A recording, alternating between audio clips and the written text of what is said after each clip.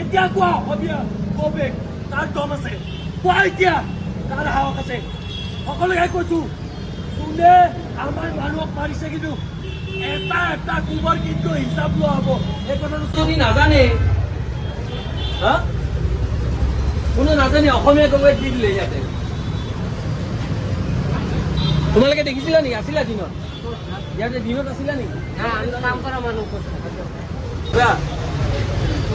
আজি অসমীয়া গৌবেগ কোনে দিলে? আছামিজ গৌবেগ বুলি কৈছে। আমাৰ দোকান বন্ধ যাব বুলি কৈছা। গম নাপায়।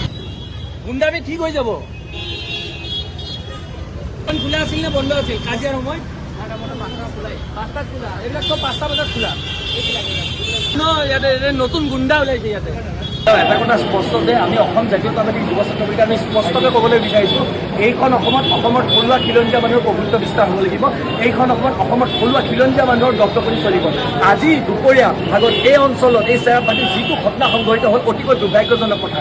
আজি কেৱলতে 5-6জন কেইজনমান ব্যক্তিক, অসমীয়া ব্যক্তিক এই অঞ্চলৰ কিছুমান অনাঅসমীয়া ব্যক্তিয়ে তেওঁলোকে জোৰ জবস্তি তেওঁলোকক মাৰধৰ কৰিছে। ইয়াৰ উপৰিও সাংবাদিকক তেওঁলোকক প্ৰহাৰ কৰা পৰিলক্ষিত হৈছে, মূৰ ফটাই দিছে। ইয়াৰ উপৰিও আমি খবৰ পাইছোঁ যে পুলিচ বিষয়া পৰ্যন্ত আহত হ'বলগীয়া পৰিস্থিতিৰ সৃষ্টি হৈছে।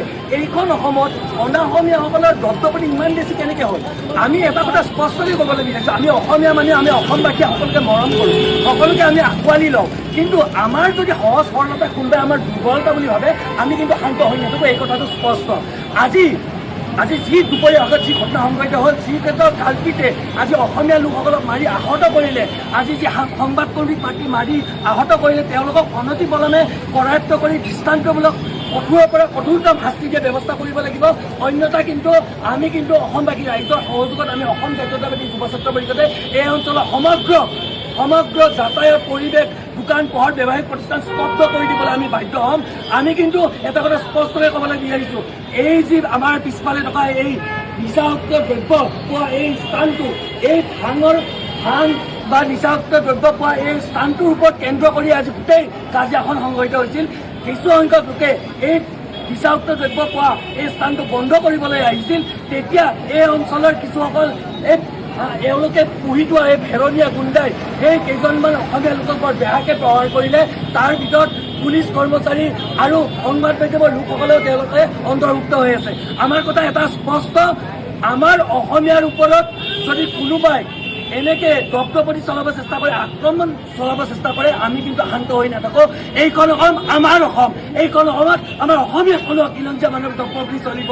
কোনোবাই বহিৰাগত যদি ভাবিছে আমি মৰম কৰোঁ বুলিয়ে আমাৰ মূৰৰ ওপৰত যদি তাণ্ডৱ নাচিব আৰু আমি চুপচাপ বহি থাকিম, এই কথাটো হ'ব নোৱাৰে। তেওঁলোকে কেনেকৈ সাহস পালে এইখন অসমত, এই গুৱাহাটীৰ মাজমজিয়াত তেওঁলোকে অসমীয়া গৌবেগ দিছে, তেওঁলোকে অসম গৌবেগ দিছে।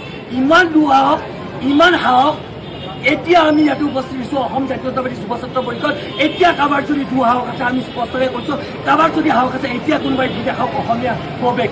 আমি এটা কথা স্পষ্ট, যদি আৰক্ষী প্ৰশাসনে আৰু চৰকাৰে যদি এই কালপিতকেইটাক কিন্তু যদি কৰায়ত্ব নকৰে অনতিপলমে, আমি কিন্তু শান্ত হৈ নাথাকোঁ। আমি অসমবাসী ৰাইজৰ সহযোগত আমি বিভিন্ন দল সংগঠনে কিন্তু এই অঞ্চলৰ পৰিৱেশ স্তব্ধ কৰি দিবলৈ আমি কিন্তু বাধ্য হ'ম। এতিয়া কোৱা অসমীয়া কবে তাৰ দম আছে, কোৱা এতিয়া তাৰ সাহস আছে। সকলোকে কৈছো, যোনে আমাৰ মানুহক মাৰিছে কিন্তু এটা এটা কোবৰ কিন্তু হিচাপ লোৱা হ'ব। এই কথাটো স্পষ্ট দিছে। আমাৰ মানুহক মূৰ ফটাব। এতিয়া কোনোবাই কওক অসমীয়া কৌবেগ তাৰ সাহস আছে, কওক অসমীয়া কৌবেগ কোনে ক'বলৈ বিচাৰিছে, কওক। কাৰোবাৰ যদি সাহস আছে কওক এতিয়া অসমীয়া কৌবেগ। আজি গুৱাহাটী মহানগৰীত যিটো দুৰ্ভাগ্যজনক ঘটনা সংঘটিত হ'ল, সঁচাকৈ আজি এজন অসমীয়া হিচাপে আমি অত্যন্ত দুখ প্ৰকাশ কৰিছোঁ।